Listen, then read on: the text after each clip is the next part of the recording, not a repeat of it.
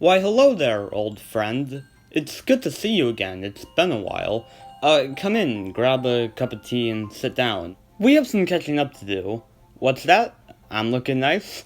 Ha ha ha! Right back at you, buddy. Hello everybody, this is Kirby over yonder, and over 2 years ago, I uploaded a video to this channel called Top 5 Kirby Games. It's not very good. It's bad even. It's really not very good at all. And that's really sad because Kirby is my favorite video game franchise and I really want to do the series justice. So that's what I'm doing now. I changed it to top 10 though because on the original list there were a bunch of Kirby games that I really wanted to include but just couldn't make room for. So here they are, my top 10 favorite Kirby games. Let's go. Number 10, Kirby and the Rainbow Curse. Starting off with a spin-off game, Kirby and the Rainbow Curse is a ton of fun.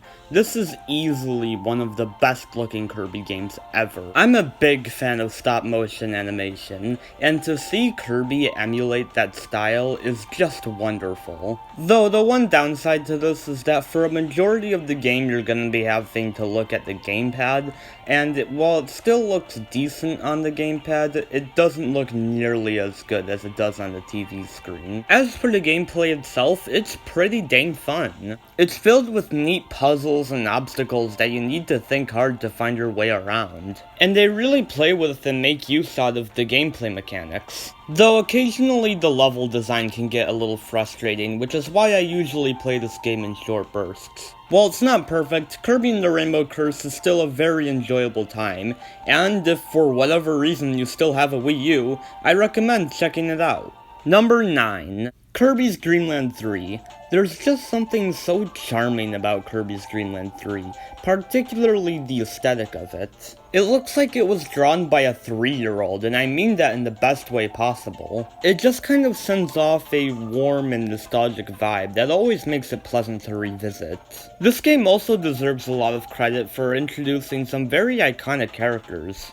Dark Matter, Zero, Adeline, and of course, the myth, the legend, the madman, the hero of Planet Popstar itself, Gooey. Wow, just what a wonderful character. I mean, really. And while Kirbys Greenland 2 was the game that introduced the animal abilities, Greenland 3 is the one to really refine it. As for why it's so low on the list, the level design can be a little bland sometimes. But other than that, Dreamland 3 is a delightful experience that I always have a fun time going back to. Number 8. Kirbys Adventure. Kirbys Adventure is probably the most revolutionary game in the Kirby series.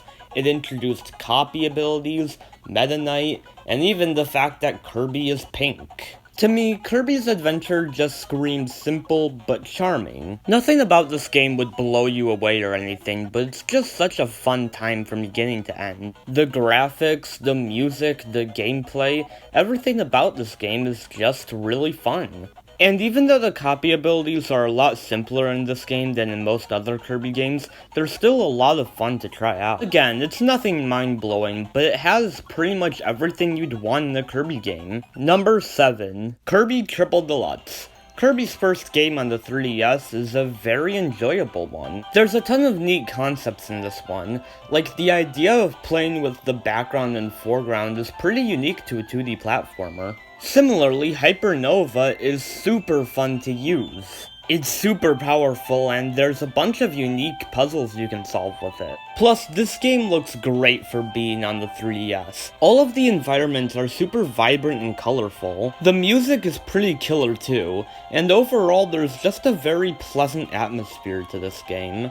Overall, it's a very solid entry in the Kirby franchise. Number 6. Kirby's Return to Dreamland. The first main series console Kirby game in years, and it's a ton of fun. This was actually number 1 on my original list, and while it's not quite my favorite anymore, it's still one that I like quite a lot.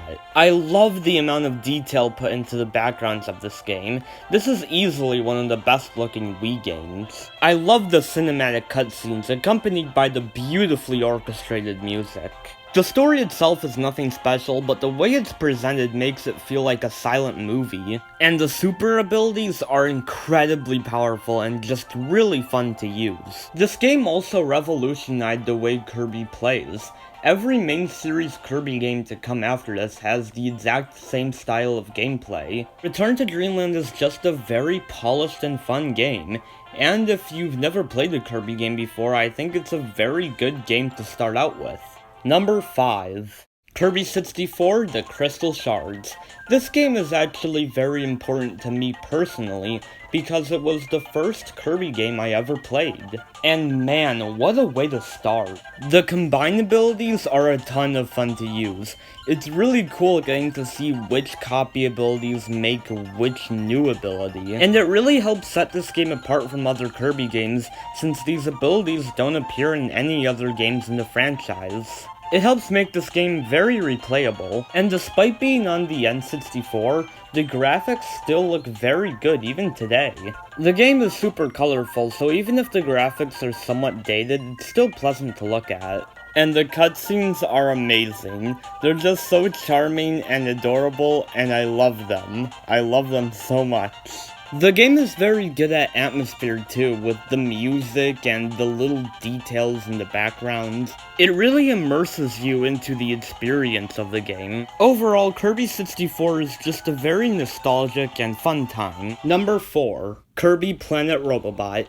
Easily one of the coolest Kirby games out there. I love the steampunk aesthetic of this game. Seeing the mechanized version of Planet Popstar is super cool, and I love using the Robobot armor. It's super powerful, but never really feels overpowered. It's used for a lot of puzzle solving, and it never feels like it takes up too much of the gameplay. And testing out new abilities with it is super fun, my favorite being the jet ability. This game also has what's probably the strongest and most compelling storyline in any Kirby game. And this game has a great soundtrack too, with a good mix of both original and remixed songs from older Kirby games. It also has some of the best boss fights in the entire Kirby franchise. Planet Robobot has so much good to offer that I honestly feel bad putting it at number 4, but hey, that just says a lot about the next 3 games. Number 3.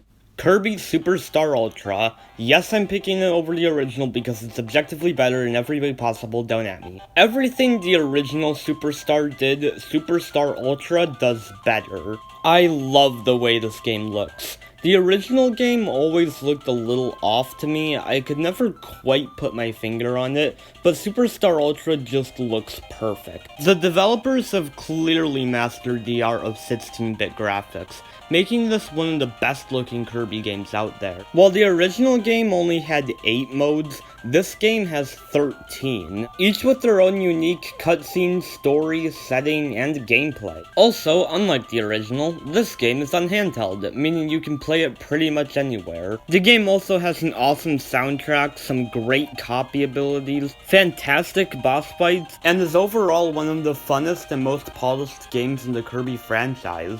Number 2. Kirby Star Allies.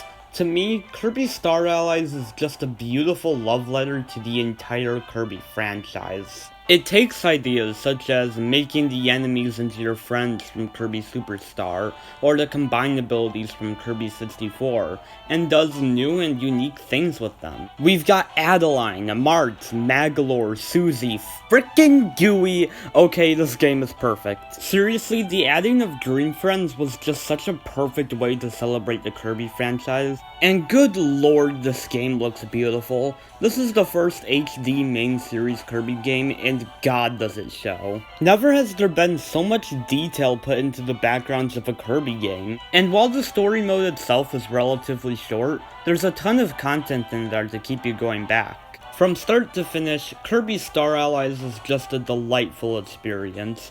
I'd recommend it to every Kirby fan. Number 1. Kirby's Epic Yarn. Yes, I know it's weird to put a spin-off at number 1, and yes, I know, it's super easy, even for a Kirby game, but gosh dang it, Kirby's Epic Yarn is just so much fun. I love the aesthetics of this game, with everything being made out of yarn and felt. Not only is it super pleasant to look at, but in terms of gameplay, they actually do a lot of unique and creative things with it. And I love the soundtrack of this game too. Every song in this game just sounds so nice and pleasant. It's legitimately one of my favorite soundtracks to any video game. And while Kirby doesn't have as copy abilities like in most Kirby games, the game gets a ton of use out of his yarn abilities. Look, it's really hard to justify this as the best Kirby game. I'm sure on an objective level, numbers 2 through 4 are all better than this. But in terms of the Kirby game that brought me the most smiles, that I've had the most fun with,